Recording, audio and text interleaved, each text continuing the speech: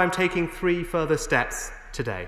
I'm introducing a new grant scheme for businesses impacted by Tier 2 restrictions, even if they aren't legally closed.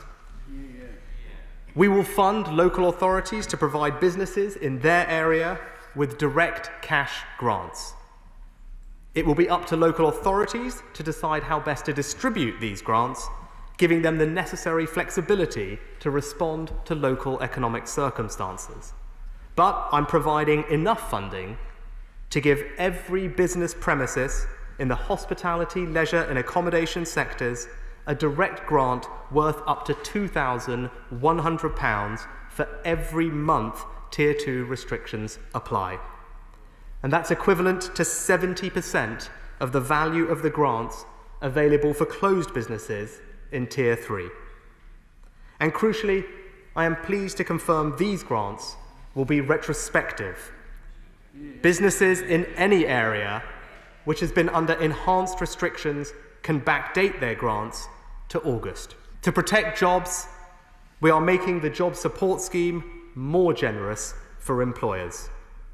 If businesses are legally required to close, as we've already outlined, the government will cover the full cost of employers paying 2/3 of people's salary where they can't work for a week or more.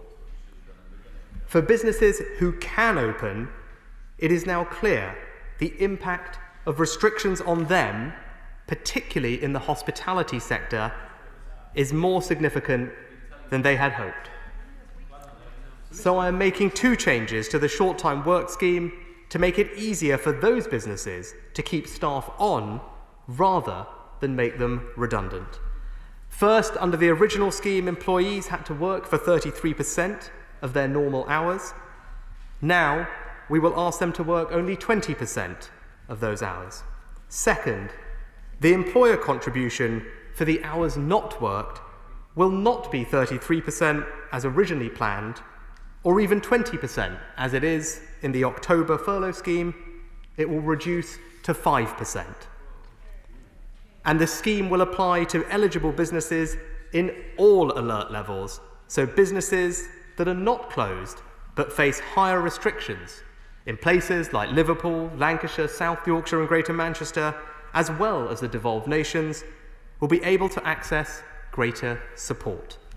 These changes mean more employers can access the scheme and more jobs will be protected.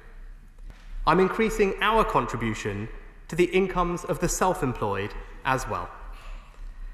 Today, we are doubling the next round of the self-employed income support from 20% to 40% of people's incomes, increasing the maximum grant to £3,750. Is our plan.